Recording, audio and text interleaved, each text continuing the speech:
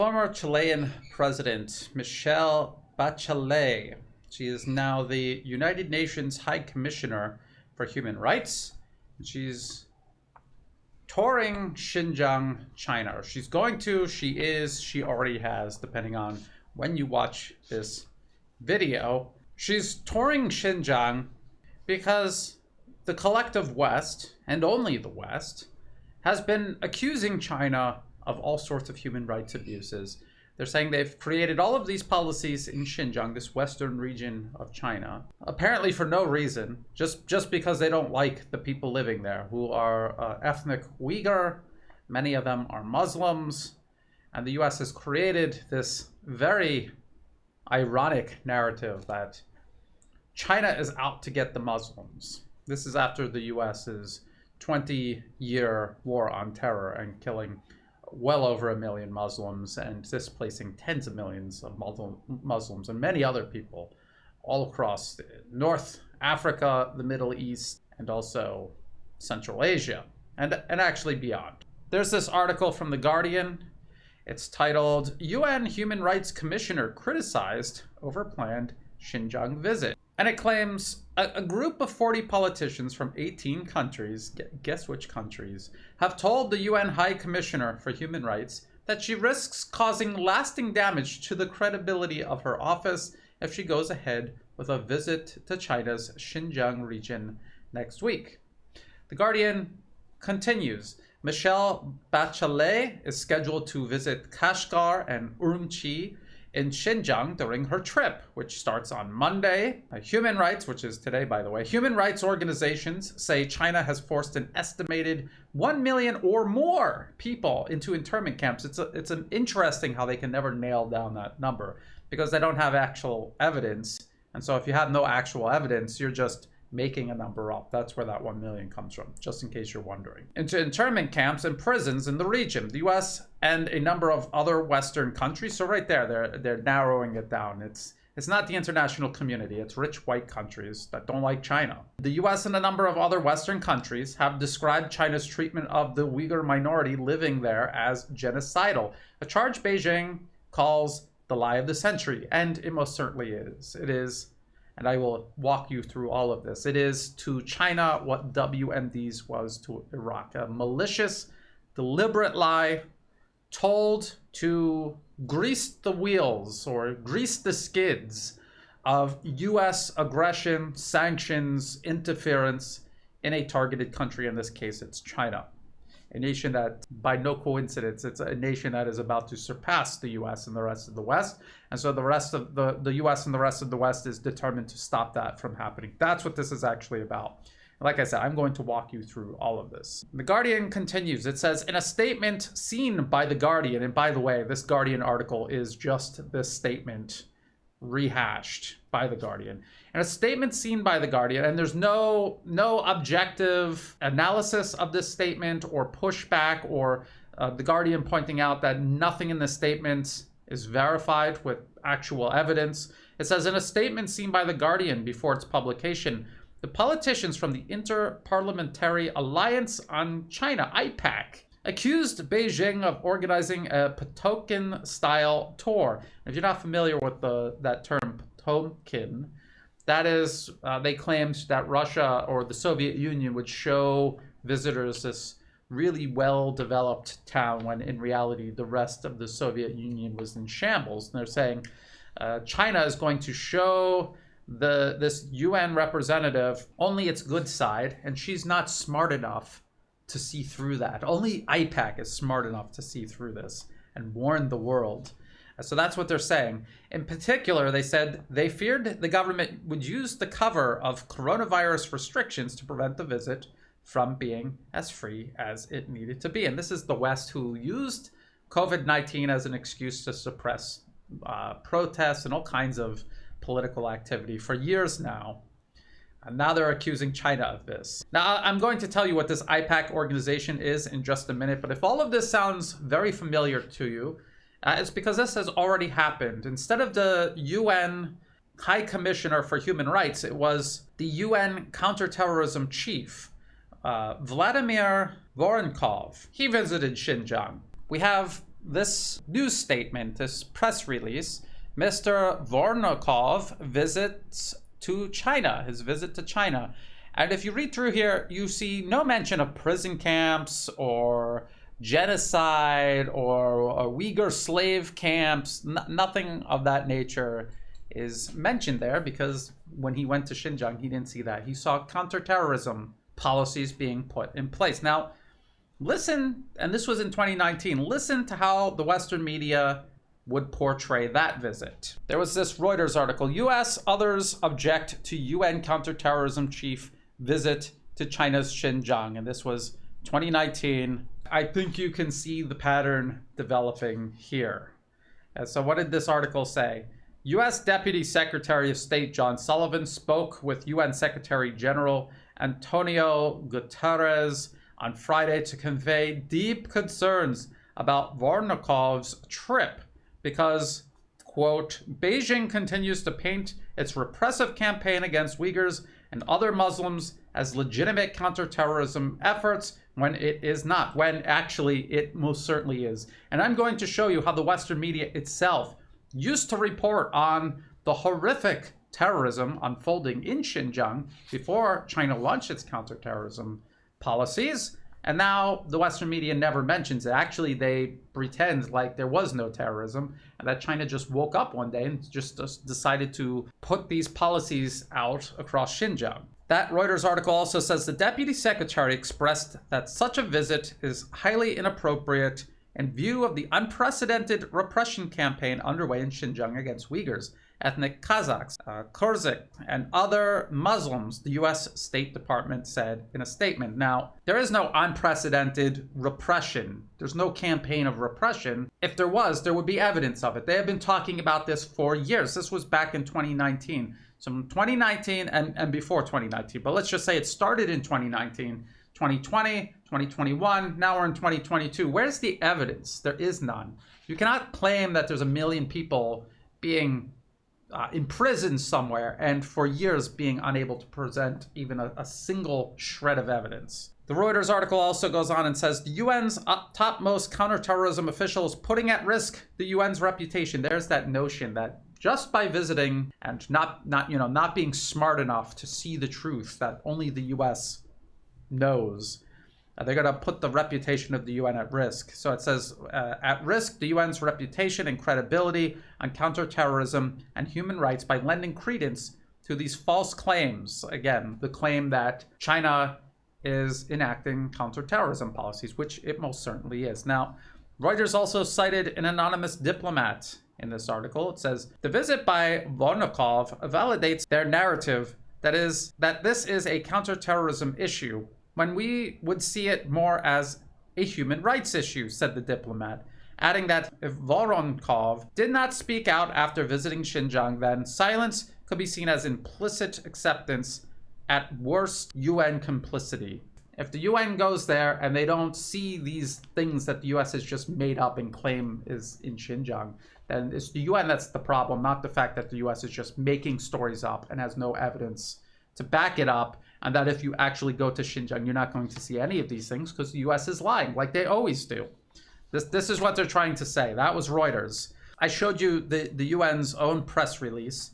He saw no genocide. He saw none of these slave camps that the US is always talking about and never shows any evidence of. And all during 2019, actually before 2019, for quite a few years actually, the US and its allies had been pushing this narrative that China just suddenly woke up one day and decided to brutalize and genocide the Uyghurs. They claimed that it was because the Uyghurs are in the way of their Belt and Road Initiative. They're Muslims, and the ethnic majority Han Chinese hate Muslims, and so they're just going to steamroll over them, eradicate them, and build their One Belt, One Road project through their lands, even though Xinjiang is clearly part of China. That makes no sense because China's also building its Belt and Road Initiative through Pakistan, a majority Muslim country. Pakistan is one of China's closest allies. They're not just building Belt and Road infrastructure in Pakistan, it even has its own name. It's the China-Pakistan Economic Corridor. It goes from northern Pakistan to southwest Pakistan to a port there. And believe it or not, the US has created it's another genocide claim in southwest Pakistan, claiming that the Pakistani government is genociding the Baluchistan people, the people of this southwest province, Baluchistan. And it just so happens that if these Baluchistani separatists, and that's what they are, they're separatists, if they were to succeed in carving off that territory, it would cut off the Belt and Road Initiative, which suits who? Suits the people in Baluchistan, who will have a failed micro state with no infrastructure. Would it benefit the people of Pakistan, whose China-Pakistan economic corridor failed? Or would it benefit the US and the US alone? Of course, this is what this is all about. I want to show you this BBC article from 2014 titled, "Why is there tension between China and the Uyghurs?" And I'm going to read quite a bit from this. And the link to this will be in the video description below. I'm going to kind of pick out a few sentences here and there, and you could read the whole thing yourself. It is, all of this in red is the BBC listing horrific, deadly, murderous terrorist attacks carried out by Uyghur separatists, Uyghur terrorists, who are not just killing Han Chinese, not just killing soldiers and police, but killing Han Chinese civilians and also killing Uyghurs, other Uyghurs. It was just senseless, bloody violence. Separatism, a separatist movement just doesn't just spring out of nowhere. It always has a sponsor. And in this case, it was the United States. And back in 2014, the BBC and many others were more than happy to list these horrific attacks and depict Beijing's government as helpless against them. That was very satisfying for them at the time. And now it's politically inconvenient to mention the terrorism because China has a successful anti-terror campaign to overcome this. So the BBC says China has been accused of intensifying its crackdown on the Uyghurs after street protests in the 1990s and again in the run-up to the Beijing Olympics in 2008. But things really escalated in 2009 with large-scale ethnic rioting in the regional capital Urumqi. Some 200 people were killed in the unrest, most of them Han Chinese. So China didn't just wake up one day and decide to start repressing the Uyghurs. It was horrific violence, killing hundreds at a time. Security has increased and many Uyghurs detained as suspects, but violence rumbled on as rights groups increasingly pointed to tight control by Beijing. Of course, control will tighten as the violence escalates. In June 2012, 6 Uyghurs reportedly tried to hijack a plane from Hotan to Urumqi before they were overpowered by passengers and crew. There was bloodshed in April 2013, and in June that year, 27 people died in Shan County after police opened fire on what state media described as a mob armed with knives attacking local government buildings. At least 31 people were killed and more than 90 suffered injuries in May 2014 when 2 cars crashed through an Urumqi market and explosives were tossed into the crowd. China called it a violent terrorist incident because that's what it was. And why the BBC puts this in quotation marks, even back then, is to brag about the violence, but also make it as if Beijing is out of touch to see it as terrorism. It followed a bomb and knife attack at Urumqi's South Railway Station in April, which killed 3 and injured 79 others. In July, authorities said a knife-wielding gang attacked a police station and government office in Yarkand, leaving 96 dead. The imam of China's largest mosque, Jume Tahir, was stabbed to death days later. In September, about 50 died in blasts in Luntai County outside police stations, a market, and a shop. Some violence has also spilled out of Xinjiang. A March stabbing spree in Kunming in Yunnan province that killed 29 people was blamed on Xinjiang separatists, as was an October 2013 incident where a car plowed through a crowd and burst into flames in Beijing's Tiananmen Square. In response to the latest slew of attacks, the authorities have launched what they call a year-long campaign against terrorism, stepping up security in Xinjiang and conducting more military drills in the region. And then, of course, in 2015, the following year, after this article was published by the BBC, there was a bombing in downtown Bangkok. It killed 20 people. They were Uyghur extremists. And then there's this AP article, AP exclusive, Uyghurs fighting in Syria take aim at China. This AP article says Uyghur activists and Syrian and Chinese officials estimate that at least 5,000 Uyghurs have gone to Syria to fight, though many have since left. Among those, several hundred have joined the Islamic State, according to former fighters and Syrian officials. So they're citing people on both sides of the conflict, and they both agree that there's a serious terrorism problem among Uyghur extremists who are literally signing up to go fight alongside ISIS. As Uyghurs streamed out of China, militant leaders have seized upon China's treatment of Muslims as a recruiting tactic. Now, they're acting as if these terrorists recruiting these people, as if there's some sort of justification when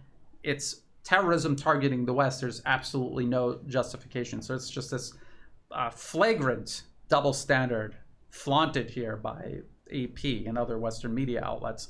The Islamic State, for instance, regularly publishes Uyghur language editions of its radio bulletins and magazines, while the Turkestan Islamic Party, also known as the East Turkestan Islamic Movement, ETIM, keep that in mind, has been releasing videos on near weekly basis, said Rita Katz, director of Site Intelligence Monitoring Group, which is some shady U.S. organization that claims it's tracking all these terrorist organizations. I would say probably also helping stage manage them. So it's very obvious that China faced a very, very real terrorist problem in Xinjiang. The BBC, right there, in just that one article alone, listing all of those incidents, horrific attacks, killing hundreds and hundreds of people over a couple of years. If this was happening in the West would obviously react. The West had their own war on terror for 20 years. They invaded one nation after another. They killed for example, they killed 1 million people in Iraq alone. They've displaced tens of millions of people from North Africa, across the Middle East, into Central Asia. That's not what China did. That's not how they solved the problem. They detained these extremists, and then through education and training, they reformed them. And when they were ready to rejoin society and play a constructive role in it, that's what happened. They were released. They're back in society. And people have interviewed these detainees who went through this process, who are embarrassed about their extremist views that got them swept up in this anti-terror campaign in the first place. And now they're living productive lives. And of course, if you're the US and you were backing this, and I'm going to show you how the US was backing this here in just a minute, how the US openly backs separatist groups in Xinjiang, promoting this violence, this separatism, this division that the US is using to balkanize China, just like they divide and destroy all other countries targeted around the world. They're doing the same to China. The US does not want China to solve this problem. And even if China is solving this problem and there's nothing the US can do to stop it, what they can do is twist reality and make it look like China is carrying out genocide. So they have a new political crisis they've created for China. First, they created the separatist problem, and now they're creating this political crisis where they're trying to convince the world that China's engaged in genocide and they need to be isolated, contained, encircled and contained on the global stage. This is what the US is trying to do now. Now, let's get back to IPAC. Let's get back to IPAC, who's complaining about this upcoming trip, or this ongoing trip. This is look at their logo, trying to appropriate the Chinese language. They're acting as if it's some sort of Chinese organization, but it's literally just a bunch of white people. It really is just a bunch of white people. And what do? They're safeguarding international rules-based order, which is just another way of saying rich white hegemony over the planet, stopping non-white China from overtaking the West. When they say upholding human rights, they mean hiding behind them to accomplish this goal. Promoting trade fairness, which means just controlling trade, controlling global economy, not letting China surpass them economically. Strengthening security, they're talking about challenges presented by the People's Republic of China, when it's actually the US and its allies perpetuating wars around the world and having hundreds of military bases around the world. China is not doing any of that. And this, the biggest joke of all, protecting national integrity. The People's Republic of China must not be permitted to compromise the sovereignty or institutions of any developed or emerging markets through lending, investment, or by any other means, because that's America's job. China better not even think of doing it. They better not even think of doing it in a constructive way, because that would short circuit the US doing it in a very destructive an exploitative way. Let's look a little more into this website. Let's keep scrolling down. They're going to show us who they are, the co-chairs, and what the vast majority of the co-chairs have in common.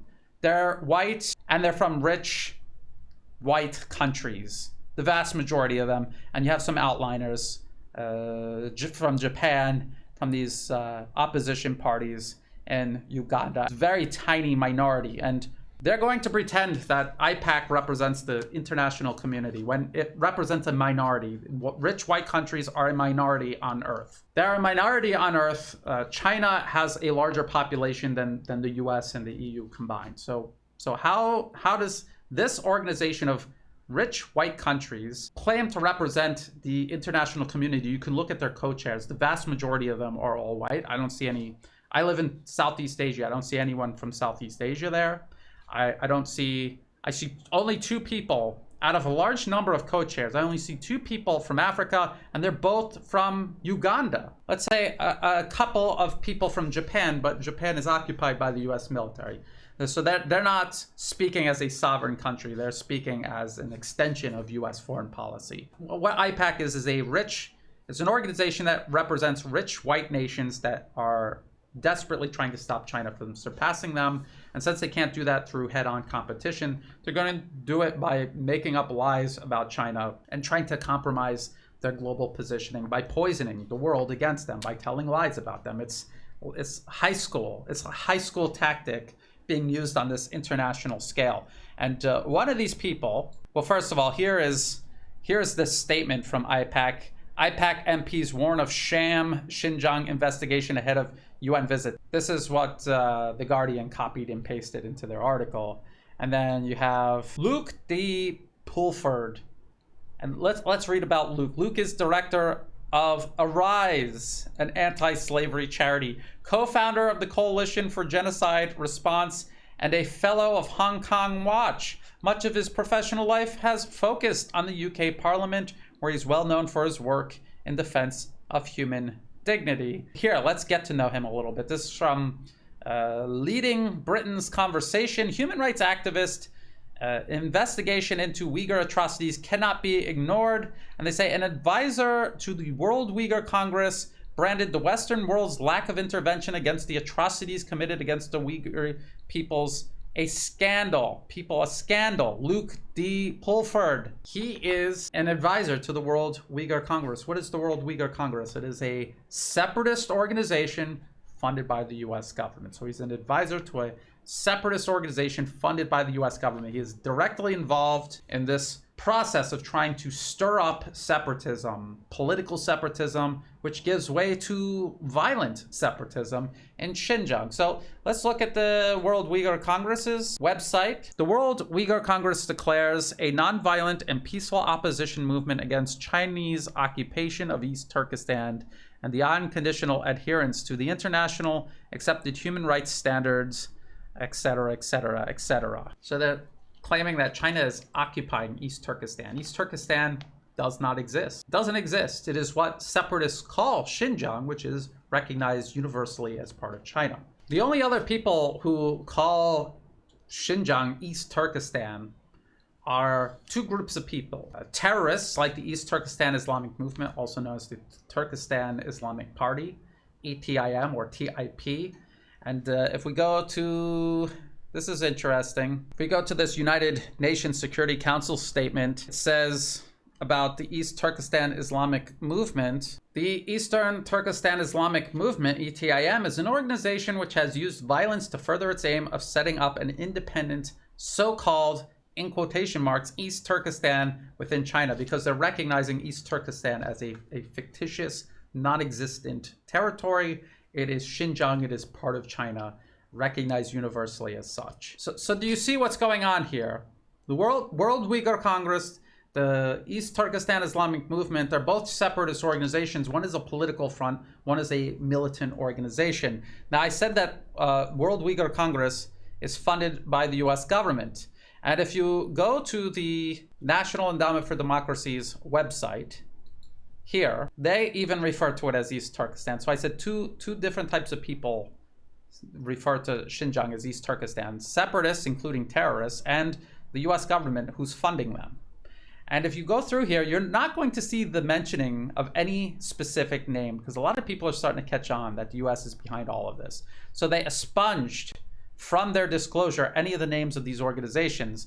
But if you go elsewhere on the NED website, a grant search, for example, and you come down here, you will see World Uyghur Congress mentioned over and over again, and thousands, tens of thousands, hundreds of thousands of dollars over the years going to the World Uyghur Congress. It is a separatist organization. It's based in Washington, D.C. It's not based in China, in Xinjiang, in East Turkestan.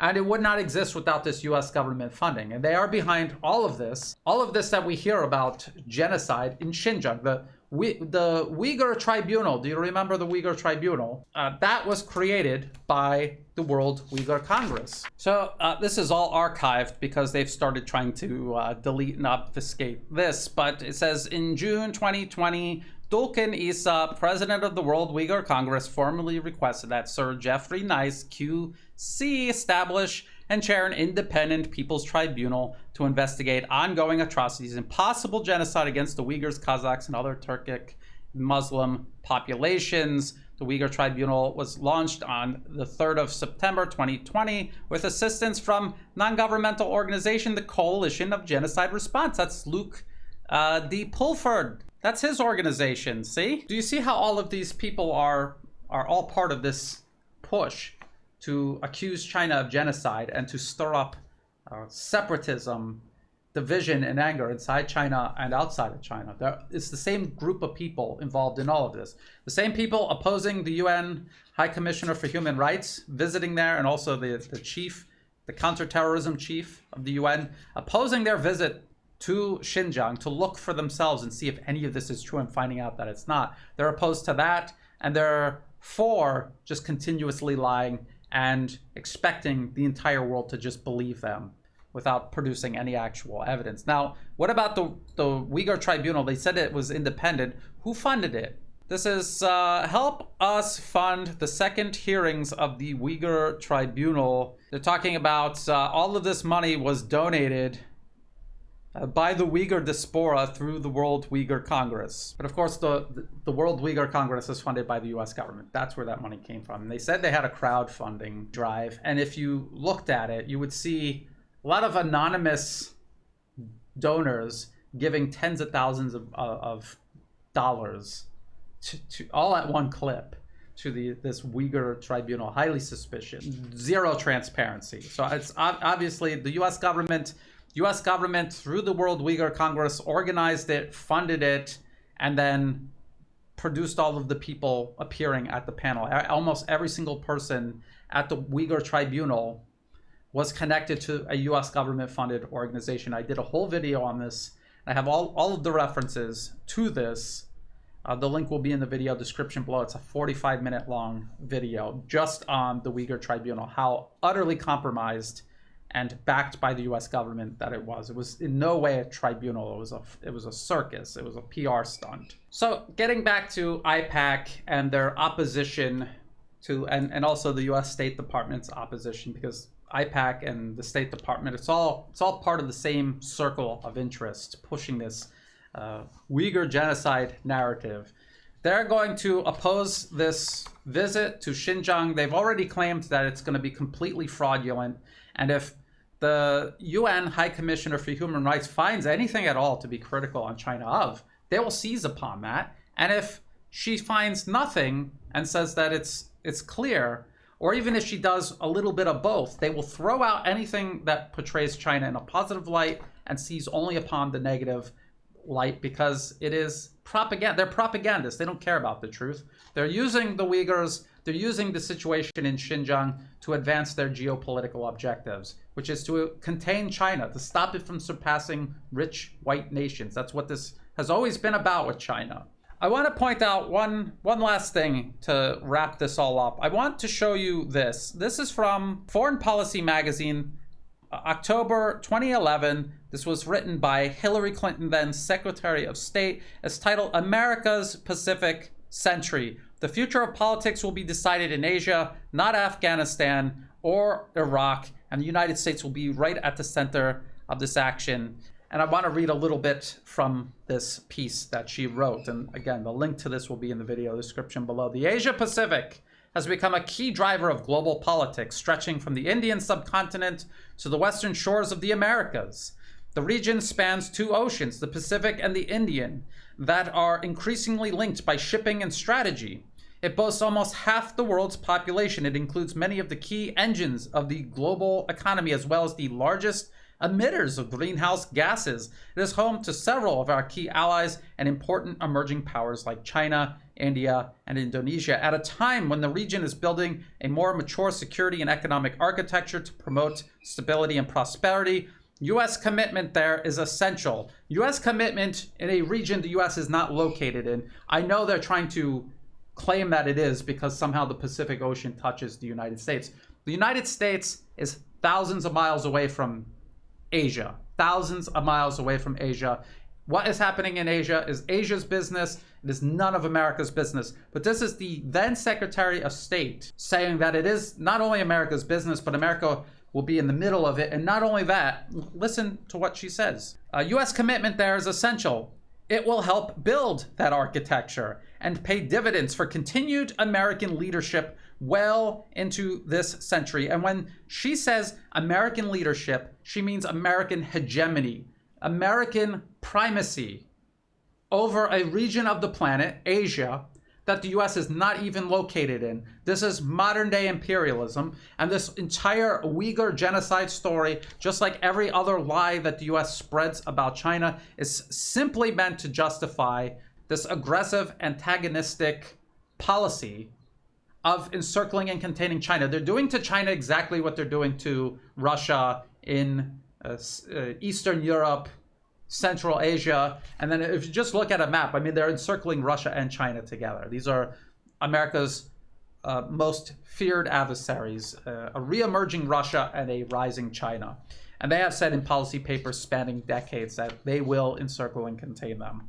And they will maintain American hegemony at any cost. And we see that happening, unfolding right before our eyes. The U.S. has used and abused the UN many times to justify the war in Afghanistan, to justify the sanctioning, bombing, and invasion and continued occupation of Iraq for over 20 years now. The U.S. is still in Iraq right now. The war with Libya, the war with Syria, the continuous proxy war with Yemen. The UN, in principle, is a great organization, but in reality, it is a reflection of today's balance of power, which is still tilting slightly in the favor of the West. And because of that, the UN is going to be used and abused by the West to advance its geopolitical objectives. It is not an objective, impartial organization that is going to be an arbiter of anything. It is going to be used and abused by whoever has the most power. In a ideal world where there is a balance of power globally, where there is not one single nation that can act unilaterally with impunity on the global stage, the UN would reflect that and would actually be a very useful organization. At the moment, it is still going to be used and abused by the U.S. And even if the UN High Commissioner for Human Rights goes to Xinjiang and sees that there is nothing wrong, the U.S. is going to use all of its power and its influence to undermine her office, continue to attack China, and insist that there's genocide happening there anyway. That is what they're going to do. So I just thought I would point this out. And one last warning. I just want to put this disclaimer out there. I know I've got a lot of new subscribers since this conflict began in Ukraine. Before I started talking about Ukraine, which is what I focus on mainly now, I used to talk about Asia. I'm based in Asia. I've lived in Asia almost my entire adult life. And so I'm heavily focused on Asia and U.S. interference in Asia. I cover Ukraine because what the U.S. is doing to Russia through Ukraine is exactly what the U.S. is doing to China through the whole rest of Asia. They're doing the exact same thing. They're manipulating, interfering, meddling in all of the nations along China's periphery to turn these nations against China, to sabotage relations and stability and peace and prosperity in the region. They're doing the exact same thing here in Asia. So if you understand that the West is lying about Russia and is in the wrong in Ukraine, understand that they're doing the exact same thing toward China. I've seen many people who seem to get it that the US and the rest of the West is lying about Russia. But then when it comes to China, for some reason, because of a self-imposed political straitjacket that they put themselves in, they do not understand that the West is also very much so lying about China. China is not the first country that the US is telling the truth about. So just keep that in mind. And if you agree with me on Ukraine and Russia, but you disagree with me on China, you might want to do some self-reflections. I assure you, I'm using the exact same process to draw my conclusions about China that I have to draw my conclusions about Ukraine and Russia. So that does it for this video. If you thought it was useful, please like and share. Think about subscribing. It's free to do. It helps the channel grow. If you're watching this on YouTube, please check the video description below for other places you can find and follow my work. That includes Telegram, Odyssey, and Rumble, just in case YouTube decides to delete my channel one of these days. I've already been deleted off of Twitter. Also in the video description are going to be all of the links that I just referenced in this video. There's a lot of them. There's a lot of really good information in there. Please check it out if you're interested. Also in the video description, there will be ways you can help support my work. You can do that through Buy Me a Coffee, through Patreon, and also through PayPal. Everyone who has been helping me out, whether it's month to month, one-time donations, or even if you're helping share my work with others, sending kind words, sending news tips, I appreciate all of that help. I could not do this work without that. So thank you. And as always, thank you for watching.